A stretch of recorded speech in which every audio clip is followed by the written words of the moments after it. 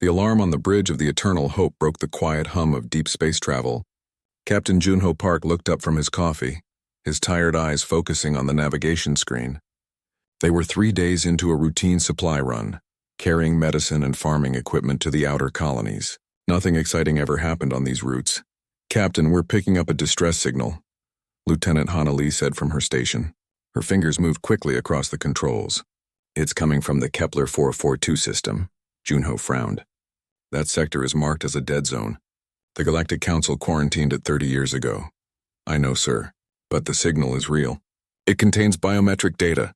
Hana paused, her face growing pale. "Captain, there are thousands of life signs down there. Many of them are children." The bridge fell silent. Everyone knew the rules. The Council had 47 member species, all more advanced than humanity. Earth had been trying to join for 20 years, following every rule, every protocol. Going into a quarantine zone could destroy everything Earth had worked for. Dr. Sora Kim entered the bridge, her medical bag still in her hand. "I heard the alert." "What's happening?"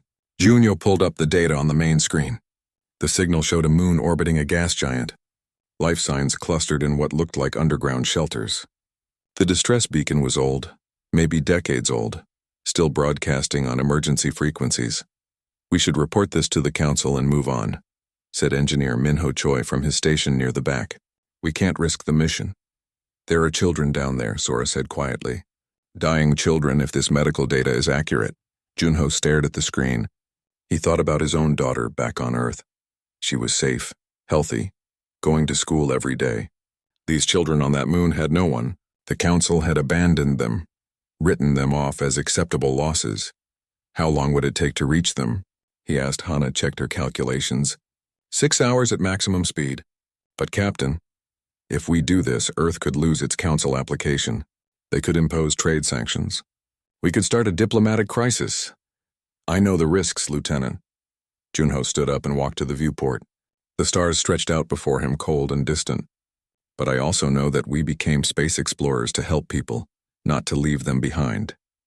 Minho spoke up again, his voice softer this time. "My vote is we go." "I didn't sign up to let kids die," Sora nodded. "We have medical supplies. Basic stuff by Council standards, but it might help." One by one, the crew voiced their agreement. They all knew what it meant. They all chose to go anyway. Hana set course for that moon. "Maximum speed," Junho ordered, "and send a message back to Earth Command. Tell them what we're doing and why." The Eternal Hope changed course, diving toward the quarantine system. 6 hours later, they entered orbit around the moon. The surface was gray and lifeless, covered in a thin, toxic atmosphere. Scans showed the survivors living in caves and old mining tunnels deep underground. "Captain, I'm detecting the source of the quarantine," Hana said, her voice tight. "There's a biological agent in the atmosphere. The Council classified it as a Class 7 plague. It's supposed to be fatal to most known species." "Supposed to be?" Sora asked. "The data is old. It might have mutated or weakened over time." Hana looked worried. "Or it might still be just as deadly." Junho made his decision. "I'll go down with the first team. Dr. Kim, you're with me." "Minho, you're in command until we return." "Captain, that's not protocol," Minho protested. "None of this is protocol," Junho replied with a small smile. "That's why I have to go." The landing shuttle cut through the thin atmosphere and touched down near a cave entrance. Junho, Sora, and 2 security officers stepped out in full protective suits. The ground crunched under their boots like broken glass. Inside the caves, they found them. The Valari, they were like nothing Junho had ever seen. Their bodies were made of something like crystal, translucent and shimmering with faint inner light. But these lights were dim, flickering like dying candles. Dozens of them lay in the caves, too weak to move. Smaller ones, the children, were scattered among them. One of the Valari adults raised a limb toward them. Patterns of light rippled across its crystalline body. Junho didn't understand the meaning, but he felt it anyway. Hope, desperation, a plea for help. Sora immediately began scanning them with her medical equipment. Her eyes widened as she read the results. "Junho, this is incredible. The plague the Council was worried about, it can't affect humans. Our immune system is too different, too simple compared to the advanced species." She moved to one of the children, checking its vital signs. "But that's not why they're dying. The plague damaged their ability to process nutrients from their environment. They're starving to death. Can we help them? Yunyo asked. Sora was already opening her medical bag. Our basic hydration treatments and nutrient supplements should work. They're universal enough that their biology can process them.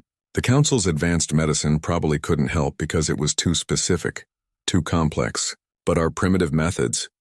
She looked up at him with tears in her eyes. We can save them, Captain. The crew of the Eternal Hope worked through the night. They set up medical stations in the caves, distributing supplies, treating the sick.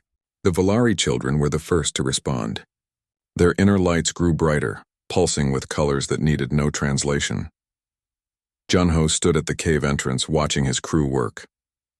In the distance, he could see the Eternal Hope in orbit, a small dot of light against the stars. His communicator beeped. It was Hana from the ship. Captain, long-range sensors are picking up ships approaching. Council patrol vessels. They'll be here in 12 hours. Junho looked back at the Valari children. One of them was sitting up now, its light dancing with something that looked like joy. Understood, Lieutenant. We're staying, he said. Tell the crew to prepare. We're not leaving these people behind. As he closed the channel, Junho knew they had just crossed a line that couldn't be uncrossed. But looking at those children, seeing their lights grow stronger, he knew it was the right choice. Sometimes the right choice was the only choice that mattered. The Council ships arrived exactly on schedule. 3 massive patrol vessels dropped out of hyperspace and took position around the moon. They were sleek and powerful, making the Eternal Hope look like a child's toy in comparison. Junho stood on the bridge, watching them on the main screen. Beside him, Dr. Sora Kim looked nervous but determined. They had spent 12 hours treating the Valari, and already the results were remarkable. The children were recovering quickly, their lights growing brighter with each passing hour. Incoming transmission, Hana announced. The screen flickered and changed. A tall alien appeared, its body covered in dark scales that seemed to absorb light. Its eyes were cold and calculating. This was Imperator Voss, commander of the Thralixian fleet. Human vessel Eternal Hope, you have violated Galactic Council Quarantine Protocol 73. You will cease all activities immediately and prepare to be escorted to the nearest council station for detention. Junho stepped forward.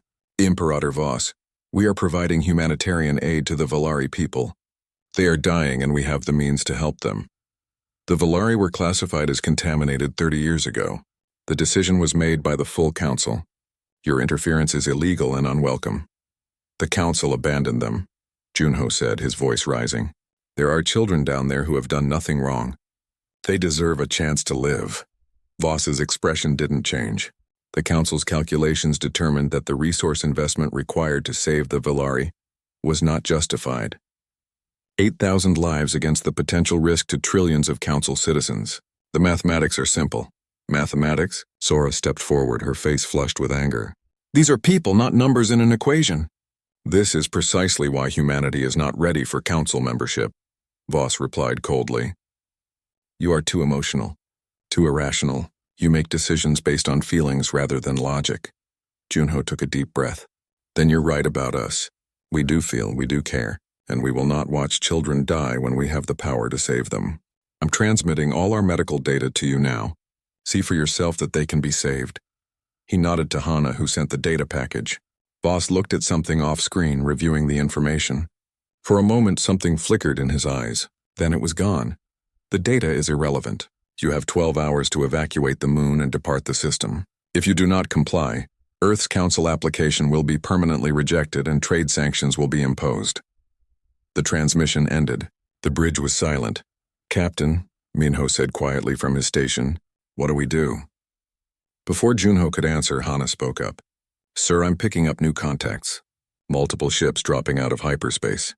The screen filled with new vessels, 7 of them all human.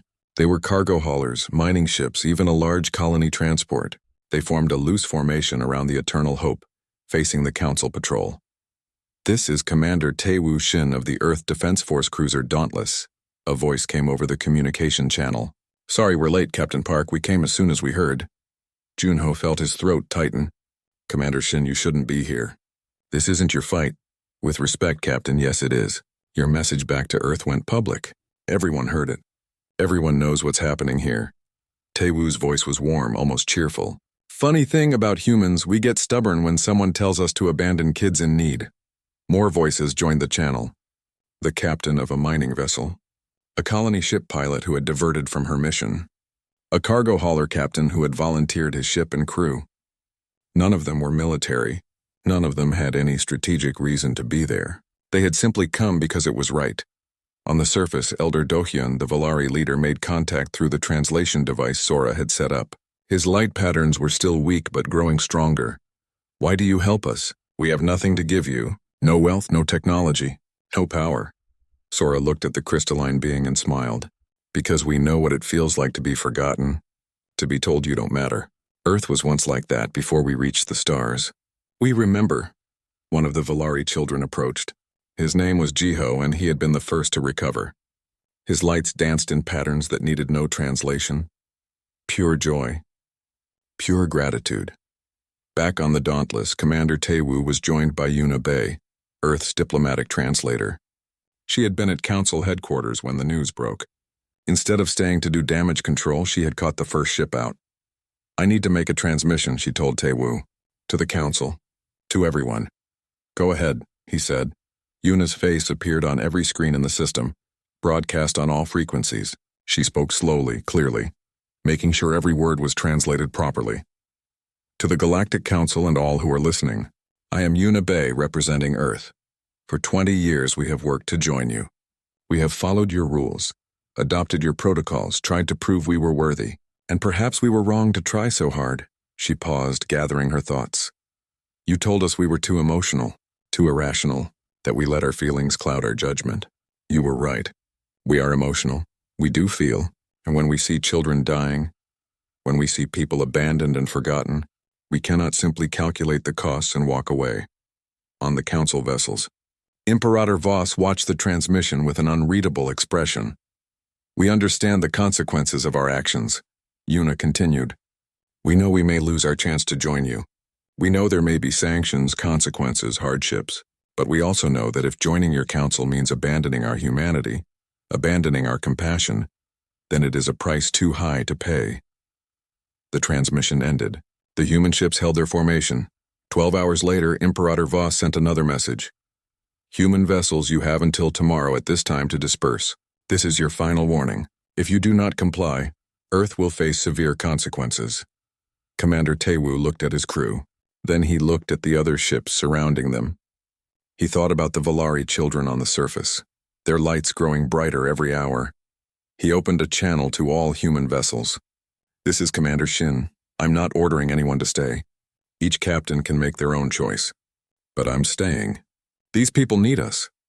One by one, the other captains responded. "Mining. Vessel Golden Promise standing with you. Colony. Ship New Dawn isn't going anywhere. Cargo. Hauler Pacific Runner holding. Position, all 7 ships stayed. Junho returned to the surface to check on the Valari."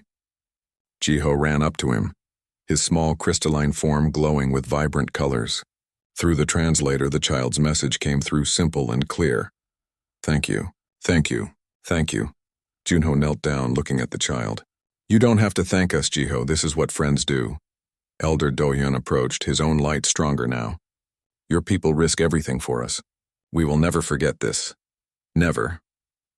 As Junho returned to his ship, he looked up at the 8 human vessels standing guard over the moon. They were outmatched, outgunned, and completely unprepared for what might come next. But they were standing together. And sometimes that was enough. The deadline came and went. The 8 human ships remained in orbit around the Valari moon, their defiance broadcast across the galaxy. On the surface, Dr. Sora Kim worked with her medical team around the clock. The Valari were responding better than anyone had hoped. Their crystalline bodies were healing, their lights growing brighter and more colorful each day. Junho barely slept. He spent his time coordinating between the ships, making sure their supplies were shared efficiently. The Pacific Runner had extra food stores. The New Dawn had medical equipment. The Golden Promise had fuel cells. They were managing, but just barely. On the 3rd day after the deadline, something unexpected happened. "Captain, new contacts," Hana called out. 3 ships, heavy class. "They're not council vessels." Junho's heart sank. More trouble. But when the ships appeared on screen, he didn't recognize their design. They were brutal-looking vessels covered in weapons and armor plating. "This is Captain Thex of the Krell warship Blood Honor. A rough voice came through the speakers. "We're here to join your blockade." The bridge fell silent. Everyone knew about the Krell. They were mercenaries, warriors, a species that sold their services to the highest bidder. They had no reason to be here. "Captain Thex," Junho said carefully, "why would you help us?" "We can't pay you." There was a long pause. When Thex spoke again, his voice was quieter, almost hesitant. 40 years ago, my colony world suffered a drought. Our water supplies were failing. We asked the council for help." He paused. They debated. They calculated. They decided the resources needed to save us were too expensive. They told us we should relocate, abandon our ancestral home. We refused. Another Krell voice joined the channel, female this time. "We survived by drinking cactus juice and digging deeper wells. We lost 3,000 people, mostly the old and the young, but we survived. The council never came." "Watching you humans," Thex continued. "Watching you risk everything for people you don't even know, for people the council threw away like garbage. It shames us. It shames us that we didn't do the same for others when we had the chance." The 3 Krell warships took position alongside the human vessels. Within a week, more ships arrived. A Sotharian medical vessel, a Breivik supply convoy, a Dothan science ship. Each one carried the same story. Each one had been abandoned, overlooked, or deemed too expensive to help by the council's cold calculations. Ambassador Nari Song was at council headquarters when the news reached the chambers. She watched as the assembled representatives reacted with confusion, then concern, then growing alarm. This wasn't supposed to happen. The council's authority had never been challenged like this before. She requested an emergency session and was granted 5 minutes to speak. "Honored members of the council," she began, standing before the 47 species that ruled the galaxy. "We did not intend to start a rebellion. We simply did what we thought was right." "You have violated our laws," one of the council members said. "You have encouraged others to do the same. This cannot be tolerated." Nari nodded slowly. "Then perhaps your laws need to change. Tell me, when did survival become more important than compassion? When did efficiency replace empathy? When did we decide that some lives simply aren't worth saving?" She pulled up a holographic display showing the Valari moon. The image shifted to show Jiho and the other children, their crystalline forms now glowing with vibrant, healthy light. These children were written off 30 years ago, dead on paper, forgotten by everyone except the humans who refused to look away. She looked around the chamber, and now we see the truth. We see how many others were also abandoned, how many species remember being told they weren't worth the cost. The chamber erupted in debate. Some species defended the council's actions. Others, quietly at first, began to question. On the Valari moon, Elder Dohyun asked to speak with Captain Junho. Through the light pattern translator, his message was simple but profound. "Captain Park, we must tell you something. Our people possess a unique ability. We are memory keepers. When we touch our light to another Valari, we share everything we have experienced. All our memories, all our knowledge, all our feelings." Junho listened, intrigued. "That's remarkable. We have been doing this for thousands of years. In our minds, we carry the histories of 3 extinct species who came to our world before the council found us. We carry their art, their stories, their knowledge. We are living libraries of lost civilizations." Sora, who was present for the conversation, gasped. "The council doesn't know this, do they? They never asked. They never cared to learn who we were. They only calculated what we would cost." Junho thought about this. If the council knew the Valari's true value, they might change their decision. But the thought made him uncomfortable. "Elder Doyen, I need you to understand something. We didn't help you because you might be useful. We helped you because you needed help. Your value as a species isn't measured by what you can give us." The elder's lights pulsed with a color they hadn't seen before. Through the translator, his emotion came through clearly. Respect. Deep, profound respect. "This is why we will never forget you, Captain. You saw us not as resources or problems, but as people." Back in space, the blockade had grown to 23 ships. It was no longer just humans and the abandoned species. Some council species had quietly sent ships too, defying their own governments. Commander Taewoo coordinated the defense. It wasn't really a military formation, more like a community that happened to be in space. Ships shared meals across video channels. Engineers helped each other with repairs. Medical staff exchanged techniques. Yuna Bay, who had joined them on the Dauntless, spent her time documenting everything. She recorded interviews with the Krell, the Sotharians, the Breviks. Each one told their story of abandonment and survival. Each one explained why they had come. A young Sotharian medical officer named Kessa spoke to her camera with tears in her large eyes. My grandmother died during the plague that hit our world. The council sent observers but no help. They said our population was small, our contribution to the galactic economy minimal. We weren't worth the cost of the cure. She looked directly at the camera, but we were worth something to ourselves. And now the humans have shown us that compassion isn't about worth. It's about recognizing that every life matters. The interviews spread across the galactic net. Billions watched. The council could no longer ignore what was happening. In the command center of the Dauntless, an alert sounded. Hana, working as part of Tewu's bridge crew, checked her sensors. Commander, massive energy signatures. Multiple ships dropping out of hyperspace. The main screen lit up with incoming vessels. Dozens of them. No, hundreds. It was the largest council fleet ever assembled. At its head was a ship that made all the others look small. The Supreme Justice, flagship of the council's most ancient and powerful member. On board was Supreme Arbiter Zolthan, a being who had witnessed the rise and fall of civilizations. Tewu looked at his ragtag fleet of 23 ships. Then he looked at the armada before them. He opened a channel to all vessels. This is Commander Shin. They've come to force us out. I won't lie to you, we can't win this fight. He paused. But we can stand. We can show them that some things matter more than winning. If anyone wants to leave, I understand. No judgment, not a single ship moved. Not one captain turned away. On the Valari moon, Jiho and the other children looked up at the sky, their lights flickering with worry. They couldn't see the ships, but they could feel the tension.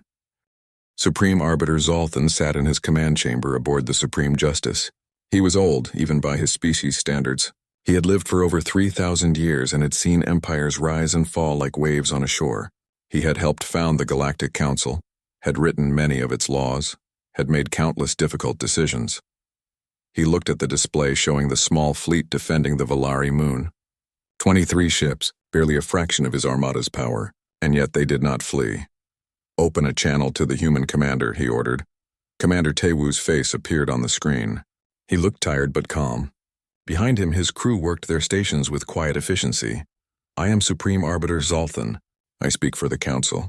You and your allies are in violation of Council law. You will disperse immediately or face the consequences. With respect, Arbiter, we cannot do that, Tewu replied. The people on that moon need our protection. Protection from what?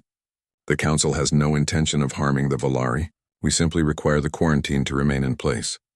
A quarantine that leaves them to die slowly, Tewu said. That's not protection. That's abandonment. Zolthan felt something stir inside him, an emotion he thought he had left behind millennia ago. Irritation? No, something else. Something uncomfortable. You do not understand the complexity of Council decisions. We must balance the needs of trillions against the needs of thousands. We must make difficult choices, then make a different choice, Tewu said simply. Choose to help them. Before Zolthan could respond, his tactical officer spoke up. Arbiter, Earth has launched military vessels. A full battle group is on its way.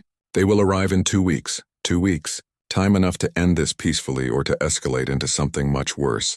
Zolthan made his decision. Power weapons. Lock on the human vessels. If they do not disperse within 1 hour, we will fire. The channel closed. On the Dauntless, alarms sounded. Captain Minji Quan launched from the Eternal Hope in her fighter, the Soul's Pride. She led a squadron of 12 fighters, all that the small fleet had. They took defensive positions between the Armada and the blockade ships. This is insane, her wingman said over the comm. We're dead if they shoot. Then we die protecting something that matters, Minji replied. She thought of her brother, who had died during a rescue mission 5 years ago. He had saved 37 people before the station collapsed. He had always said that some things were worth the risk. On the Valari moon, young scientist Hanil Park was working in one of the medical facilities they had set up. She wasn't supposed to be there. She was a junior researcher, had volunteered to help catalog the Valari biology for Dr. Sora's records, but in her studies she had found something remarkable. She ran through the caves, her portable scanner bouncing against her hip. She found Sora treating a group of Valari adults. Doctor, I need to show you something. Sora looked up, annoyed at the interruption. But something in Hanul's eyes made her stop. What is it? The Valari's crystalline structure, when it's healthy, it produces a unique resonance frequency. I ran some simulations. This frequency could enhance jump drive efficiency by up to 40%. Every ship in the galaxy could benefit. Sora stared at her. You're saying they could revolutionize space travel? Yes, and there's more. Their neural patterns, the way they share memories, it's unlike anything we've ever seen. They're not just memory keepers of dead species. They could be the key to understanding consciousness itself, to preserving endangered cultures, to preventing the loss of knowledge. They're invaluable. Hanil pulled out her communicator to contact Captain Junho, but Sora grabbed her wrist. Don't, Sora said quietly. What? Why not? This information could change everything. The Council would have to help them if they knew. That's exactly the problem, Sora replied. We didn't help the Valari because they're useful. We helped them because it was right. If we tell the Council about this now, it will look like we knew all along, like we were trying to claim them for ourselves. But it could save their lives. Junho's voice came from behind them. Dr. Kim is right. We keep this quiet. He had entered without them noticing. Hanul turned to him, desperate. Captain, thousands of ships are up there, ready to destroy us. This information could stop them. At what cost? Junho asked. If we use this to save ourselves, what does that say? That the Valari are only worth saving if they can give us something in return? That compassion should be transactional? He placed a hand on Hanul's shoulder. I understand your fear. I'm scared too. But we made a choice to stand here because these people deserve to live. Not because of what they can give us. We can't change that now. Hanul felt tears on her cheeks. She understood, but it hurt. It hurt to have a solution and not use it. Above them, the hour was almost up. Commander Tewu watched the timer count down. His crew was silent, each person lost in their own thoughts. He thought about calling his wife one last time, but decided against it. She already knew why he was here. She had supported his decision. That was enough. 30 seconds, Hana said quietly. On the Valari moon, Elder Doyun gathered all his people who were strong enough to move. The children came first, their lights bright and curious. The adults followed, their lights pulsing with a mixture of fear and determination. What is happening? Young Jiho asked. The Council has come to remove those who helped us, Do-hyun explained. They threaten violence. Can we stop them? Do-hyun looked at the child, at all the children. Their lights were so vibrant now, so full of life. A month ago they had been dim, flickering, dying. Now they shone like small stars. Perhaps we can, he said. But we must all work together. We must share something with them. Something they need to see. He explained his plan. The Valari formed a circle, touching their crystalline forms together. Their lights began to pulse in synchronization, building in intensity. 10 seconds, Hana said on the Dauntless. All ships brace for impact, Tewu ordered. But the weapons didn't fire. Instead, every screen on every ship in the system suddenly filled with light. Not painful, not blinding, but warm and encompassing. The Valari had created a synchronized light pattern that transmitted through every electromagnetic frequency in the system. It wasn't words or images. It was pure experience, pure memory. Every being in the system suddenly felt what the Valari had felt. They experienced the terror of being abandoned, the slow, agonizing approach of death, the dimming of their children's lights as starvation took hold, the hopelessness of knowing the galaxy had calculated their worth and found them wanting. Then the memory shifted. The humans arrived, strange beings in bulky suits speaking incomprehensible languages. But their actions were clear. Medicine, food, care, gentle hands treating the sick, soft voices comforting the frightened. Night after night of tireless work and the children. The memory focused on Jiho and the others, showing their lights returning, growing stronger, brighter. The pure joy of recovery, the wonder of being seen, being valued, being saved. On the Supreme Justice, Sultan experienced it all. For the first time in centuries, he felt what another being had felt. Not through words or data, but directly, intimately. He felt the Valari's despair. He felt their gratitude. He felt their love for the humans who had refused to let them die. His hand, which had been raised to give the order to fire, slowly lowered. Around him, his crew was silent, many of them openly weeping. Even his tactical officer, a veteran of 100 conflicts, had tears streaming down his face. The light faded. The experience ended, but its impact remained. Xalthan sat in his command chair for a long moment. Then he stood and walked to the viewing port, looking out at the small fleet that had defied him. "Stand down," he ordered quietly. "All weapons, power down." His crew looked at him in shock, but they obeyed. Zolthan opened a channel to the human fleet. "Commander Shin, this is Arbiter Zolthan. We will not fire." He paused, his ancient voice heavy with emotion. "And I must convene an emergency session of the Council. Not to judge you. To judge ourselves." 50 years had passed since the blockade at the Velary Moon.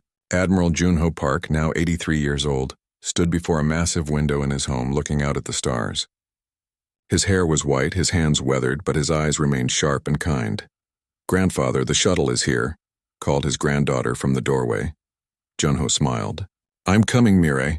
Today was the dedication ceremony for a monument at the Galactic Core. He had tried to decline the invitation, saying he was too old for such travel. But they had insisted. All of them had insisted.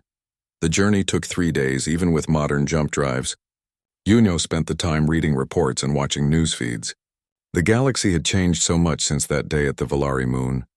The Council's emergency tribunal had lasted for 6 months. It had been broadcast across all civilized space, billions watching as the Council examined its own actions. Species after species came forward with stories of abandonment, of being deemed too expensive or not worth the investment. The result was the Velary Protocols, a complete reformation of Council policy. No sentient species would be abandoned based on resource calculations. Aid would be provided not based on benefit but on need. It wasn't perfect, and there were still debates and challenges, but the foundation had shifted. And humanity? Earth had been granted full Council membership within a year. But more than that, humans had become the galaxy's conscience. When difficult decisions arose, when costs needed to be calculated, someone would inevitably ask, what would the humans do? Director Sora Kim waited for Junho at the spaceport. She was in her 70s now, retired from active medical practice but running the most prestigious medical academy in the sector. Students from 40 species came to learn from her. "You look good, Junho," she said, embracing him. "You're a terrible liar," he replied with a laugh. "I look ancient. We both do." But we earned these wrinkles. They traveled together to the dedication site. The monument was at the exact center of the galaxy, a location that required special council permission to access. As their shuttle approached, Junho caught his first glimpse of it. It was enormous, a crystalline structure that spiraled up into space like a frozen fountain. The Velary had designed it, of course. It caught the light from nearby stars and refracted it into millions of colors, creating a display that was visible for light years in every direction. Thousands of ships surrounded the monument. Representatives from hundreds of species had come. Junho spotted the Dauntless, now a museum ship, positioned in a place of honor. Commander Taewoo Shin, now a retired admiral himself, greeted them at the entrance. With him was Yuna Bay, who had become Earth's chief council ambassador. "Junho, old friend," Taewoo said, his embrace warm and strong. "Are you ready for this?" "I'm not sure. This feels too big, too much." "Wait until you see what they've done inside," Yuna said, her eyes sparkling. They entered the monument through a crystalline arch. Inside, the walls were covered with light patterns, millions of them, constantly shifting and changing. Each pattern was a name. Every person who had been part of that first blockade. Every crew member, every volunteer, every person who had stood at the Velary Moon. At the center stood a representation of the eternal hope, carved from pure crystal and glowing with inner light. Around it, smaller figures represented the crew, each one named. "There are more people listed here than were actually at the blockade," Junho said, confused. "Look closer," Sora whispered. He did. The names continued beyond those first volunteers. They included everyone who had helped in the weeks and months that followed. Medical teams, supply runners, diplomats, tens of thousands of people who had in some way been part of the movement that followed. A light pattern appeared before them, coalescing into words. "Please proceed to the central chamber." They walked through corridors of light, each one showing scenes from that time. The Velary children, dim and dying, then bright and healthy, the ships of the blockade. The moment when the Council Armada powered down its weapons. The central chamber was vast, capable of holding thousands. It was already packed with beings from across the galaxy. At the far end, on a raised platform, stood the Velary delegation. At their head was Elder Representative Jiho Junho, barely recognized him. The small child who had run up to him with grateful lights was now a tall, dignified figure, his crystalline form shimmering with patterns of deep wisdom. But when Jiho saw Junho, his lights danced with the same joy they had shown 50 years ago. "Captain Park," Jiho said, his voice now transmitted through advanced translation technology. "Thank you for coming." "I wouldn't miss it," Junho replied, "though I still think this is too much." "It is not enough," Jiho said simply. It could never be enough. The ceremony began. Representatives from dozens of species spoke. The Krell Captain Thex, now elderly and scarred from many battles, told of how human compassion had inspired his people to become peacekeepers rather than mercenaries. The Sotharian Kessa, now a medical director herself, spoke of how her grandmother's death had driven her to ensure no one else died from neglect. Then Jiho stepped forward to speak. 50 years ago, my people were dying. We were forgotten, abandoned, deemed not worth saving. Our children's lights were fading. Our elders were preparing for extinction. We had accepted our fate. His lights pulsed with emotion as he continued. Then the humans came. They had no reason to help us. We could offer them nothing. We had no wealth, no power, no strategic value. By every logical calculation, they should have passed us by. But they didn't. He paused, looking directly at Junho. Captain Junho Park and the crew of the Eternal Hope taught us something that day. They taught us that kindness is not a transaction, that compassion is not a calculation, that the value of a life is not measured in resources or returns. The chamber was silent except for the soft harmonics of the Valari's light patterns. But they taught the galaxy something even more important. They showed us that standing for others, even strangers, even when it costs everything, is the highest calling any being can answer. They showed us that empathy is not weakness, but strength. That feeling is not a flaw, but a gift. Jiho's lights brightened, filling the chamber. We are 4 million strong now.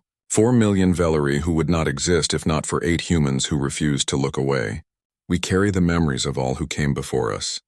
And we have added to those memories the greatest lesson we have ever learned, that to stand with Earth is never forgotten. He gestured to the monument around them. This structure will stand for 10,000 years. It broadcasts on every frequency in the galaxy. Every ship that passes will know what happened here. Every child will learn the story, not as history, but as a reminder that we have a choice every day to calculate or to care, to measure value or to see worth, to pass by or to stop. Jiho approached Junho, kneeling before him despite his position as elder representative. On behalf of all Valari, on behalf of every species who found hope because of your example, on behalf of the galaxy that you helped reshape, thank you. The chamber erupted. Not in applause, which would have seemed too small, but in light. Every Valari present, thousands of them, synchronized their patterns in a display of gratitude so powerful that it resonated through the very structure of the monument.